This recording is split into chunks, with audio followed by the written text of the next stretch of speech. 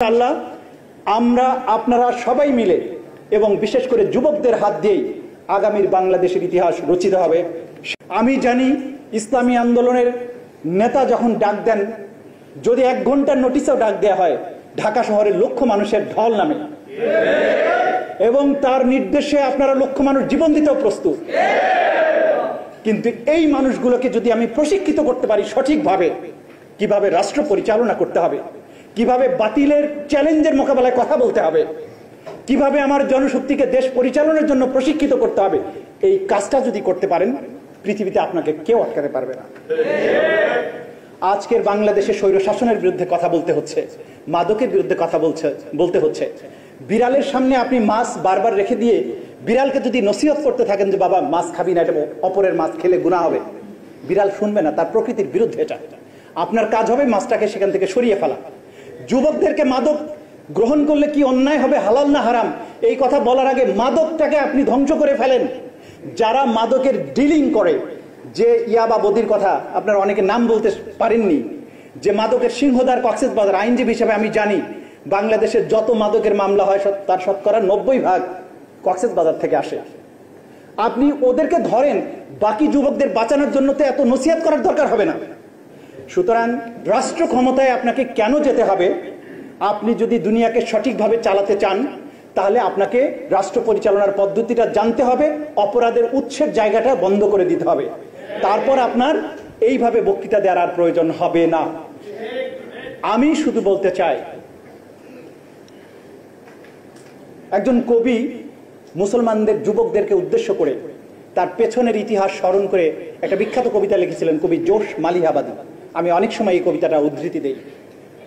তিনি বৃদ্ধ বয়সে তরুণ এবং যুবকদেরকে বলছেন, আমার পক্ষ থেকে তরুণদের শুনিয়ে দাও, একদিন আমিও প্রজ্বলিত ছিলাম অগ্নিশিখার মতো, আজ আমার দুয়ারে হেমন্ত পৌঁছে গেছে আর তোমরা বসন্তের অনুগামী।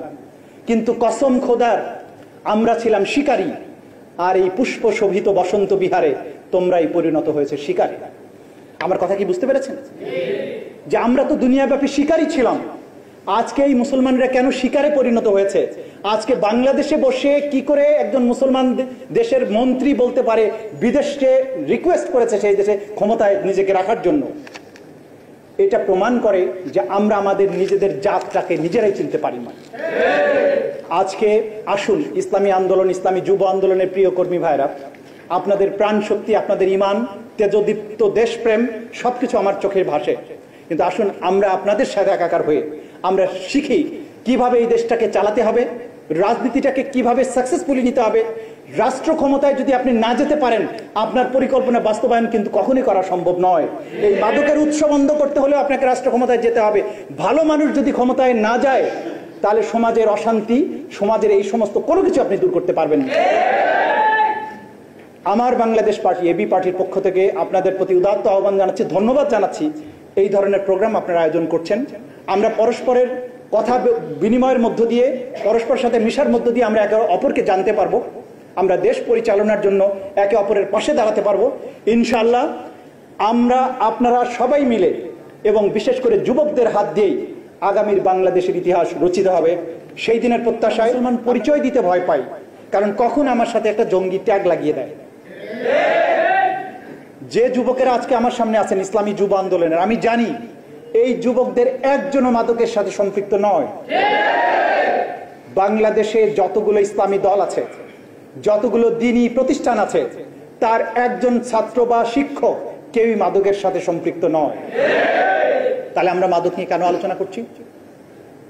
আমাদের আলোচনার বিষয়বস্তু হতে হবে এই দেশ, এই রাষ্ট্র আমরা কিভাবে পরিচালনা করব।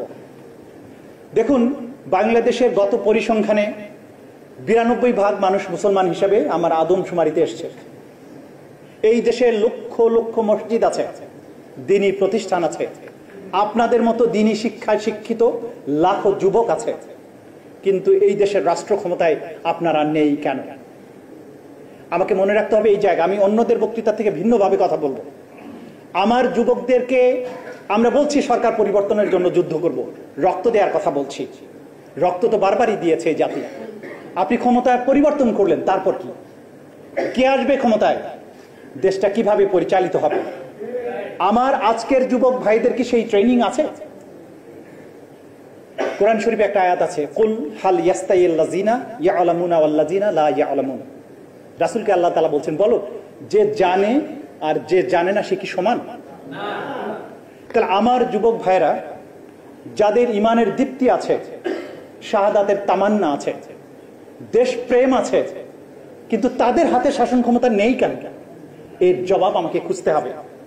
আমাদের প্রত্যেকটি যুবককে সেই স্বপ্ন দেখাতে হবে যেই স্বপ্ন দেখার মধ্য দিয়ে সে বাংলাদেশকে সম্পূর্ণভাবে বিজয় করবে, বাংলাদেশের শাসন ক্ষমতাকে তার হাতে নেবে, যাতে করে এখানে যে শাসনের স্বপ্ন আমরা দেখছি সে শাসন তার নিজের হাত দিয়ে প্রতিষ্ঠা করতে পারে। আপনি অন্য দলকে শুধু ফেলে দেবেন, ফেলে দিলেন, তারপর দেশটা তো চালাতে হবে। সেই প্রশিক্ষণ যদি আপনি না নেন, তাহলে শুধু ফেলে দেওয়ার এই রাজনীতি করে আমরা বেশি দূর অগ্রসর হতে পারবো না। দেখুন, আমি গত মাসে 10 দিন ধরে ইউরোপের এই প্রান্ত থেকে আরেক প্রান্ত পর্যন্ত ছুটে বেরিয়েছি নানান কাজে। জার্মানিতে বিশেষ করে ট্রেনে যখন আমি উঠতে গেছি, ট্রেনে টিকিট কখনো চেক করে না তারা। মানে আপনি যখন ইংল্যান্ডে যান, ইংল্যান্ডে স্টেশনে ঢোকার সময় টিকিট পাঞ্চ করে ঢুকতে হয়, বেরোর সময় টিকিট পাঞ্চ করে বেরোতে হয়, কিন্তু জার্মানি বা সুইডেনে এটা দরকার হয় না। এবং ট্রেনে আমি এই মাথা থেকে ওই মাথা চষে বেরোলাম, টিকিট চেকার কদাচিৎ আসেন, কিন্তু একজন মানুষও বিনা টিকিটে চড়ছে না। তাহলে তাদেরকে কে শিক্ষিত করছে যে তার টিকিট ছাড়া উঠা যাবে না? ইউরোপের কোনো বাচ্চাকে যদি আপনি জিজ্ঞাসা করেন যে এইটা তুমি বলবা যে এটা তোমার, একটা জিনিস তাকে হাতে দিয়ে বললেন যে তুমি বলবা যে এটা তোমার কাছে নাই, বলতো why should I say like this? কারণ সে জানেই না মিথ্যা কিভাবে বলতে হয়, কেন বলবো? কিন্তু আমাদের দেশের বাচ্চারা প্রথমেই দেখবেন যে কোনো দুষ্টামি যদি করে, জিজ্ঞাসা করলে সে বলে না আমি এটা করি নাই। তাহলে এই শিক্ষাটা সে তার মধ্যে জেনেটিক্যালি কিভাবে ঢুকছে? আমাদের শিক্ষা পদ্ধতি আমাদেরকে এইভাবে অমানুষ বানাচ্ছে। আমার ওই গোড়ার জায়গাটাতে হাত দিতে হবে, আমার এডুকেশন সিস্টেমটাকে চেঞ্জ করতে হবে। আমার তো ইমানের সমস্যা নাই, এই দেশের 92% মানুষ মুসলমান, আমাদের মধ্যে ইমানের দীপ্তি আছে, কিন্তু ইসলামের যে মৌলিক প্রশিক্ষণের ব্যাপারটা ছিল সেটি আমার মধ্যে নাই, সেটি ইউরোপে চলে গেছে। তারা ইসলামের যত মৌলিক ভালো জিনিসগুলো আছে সেগুলো তাদের মধ্যে চলে গেছে। একটা উদাহরণ আমি বারবার দেই, খলিফা হযরত উমর রাদিয়াল্লাহু তাআলা আনহুর সময়ে তিনি রাতের আধারে মদিনার রাস্তায় রাস্তায় ঘুরে বেড়াতেন, দেখতেন কোনো নাগরিকের কোনো অভাব অভিযোগ সমস্যা আছে কিনা। একটা বিখ্যাত ঘটনার কথা আপনারা সবাই জানেন যে একজন নারী তার কয়েকটা নাবালক বাচ্চাকে নিয়ে একটা চুলার মধ্যে বসে উনি পানি জাল দিচ্ছেন এবং বাচ্চাগুলো খাবারের জন্য কান্না করছে। তো খলিফা কাছে গিয়ে দেখলেন, জিজ্ঞাসা অনেকক্ষণ দাঁড়িয়ে দেখলেন যে ব্যাপারটা কি, মহিলা কি জাল দেয় কিন্তু খাবার তো হয় না, বাচ্চাদের তো খাবার সে দিচ্ছে না। কাছে গিয়ে জিজ্ঞাসা করলো, বুড়িমা তোমার সমস্যা কি? বলে, দেখো বাবা, এই যে আমার ঘরে খাবার নাই, কিন্তু এই বাচ্চারা খাবারের জন্য কান্না করছে, আমি তাদের খাবার দিতে পারবো না। তো মিথ্যা মিথ্যে আমি পানি জাল দিচ্ছি আর ওদেরকে সান্ত্বনা দিচ্ছি যে একটু পরে খাবার হলেই তোমাদেরকে দিব, এবং আমি আশা করছি যে কিছুক্ষণের মধ্যে তারা ঘুমিয়ে যাবে, এইভাবে আমি আজকে রাতটা পার করবো। খলিফা তখন তাড়াতাড়ি ফিরে আসলেন এবং বললেন, তুমি এখানে থাকো, আমি ফিরে আসবো তোমার জন্য। তিনি আসলেন, বায়তুল মাল থেকে মালামাল নিজের কাঁধে বহন করলেন, বুড়ির কাছে গেলেন, খাবার নিজের হাতে রান্না করলেন, বাচ্চাদের খাওয়ালেন। এটা ইসলামের ওয়েলফেয়ার স্টেটের ধারণার জন্য আমরা এটা বলে থাকি যে এই ধরনের কল্যাণ রাষ্ট্র ইসলাম যখন ক্ষমতায় থাকবে তখন সেটা প্রতিষ্ঠিত করবে। দেখুন, আজকে যখন বাংলাদেশে এই বিংশ শতাব্দীতে বা একবিংশ শতাব্দীতে দাঁড়িয়ে আপনি রাজনীতির কথা বলছেন, ইসলামের এই কথাগুলি যখন আপনি বলবেন, তখন আপনাকে কিন্তু মাথায় রাখতে হবে গত 2000 বছরে পৃথিবীতে যত বিজ্ঞান এবং প্রযুক্তির উন্নতি হয়েছে সেটা যা হয়নি গত 2000 বছরে, তা গত 50 বছরে হয়েছে। যে সায়েন্স টেকনোলজির যে জিনিস আমরা এখন ব্যবহার করছি, গত পেছনের 2000 বছরে তা কখনো হয়নি।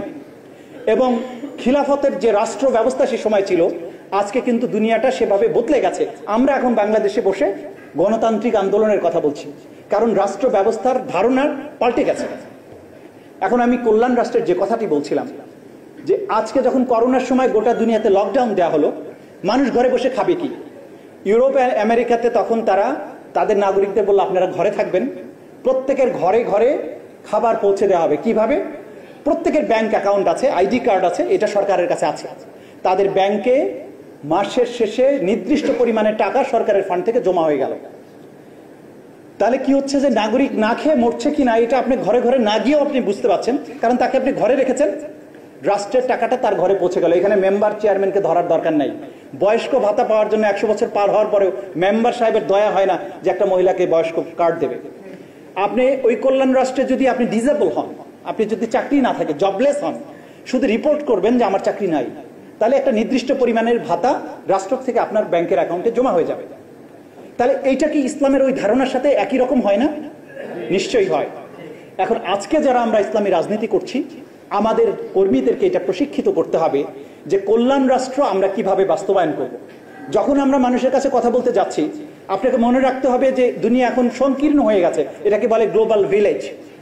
আপনাকে যখন প্রশ্ন করবে সাংবাদিকেরা যে আপনারা তো ইসলামী শাসন চান, তো ইসলামী শাসন চাইলে ব্যাংক ব্যবস্থাটা আপনারা কিভাবে নিয়ন্ত্রণ করবেন, আপনার এডুকেশন সিস্টেম কিভাবে নিয়ন্ত্রিত হবে, আপনি সুদ ব্যবস্থাকে কিভাবে নিয়ন্ত্রণ করবেন, আপনি কি কৃষ্টি, কালচার, সিনেমা হল এগুলো কিভাবে ডিল করবেন, নাকি এগুলো সব বন্ধ করে দেবেন?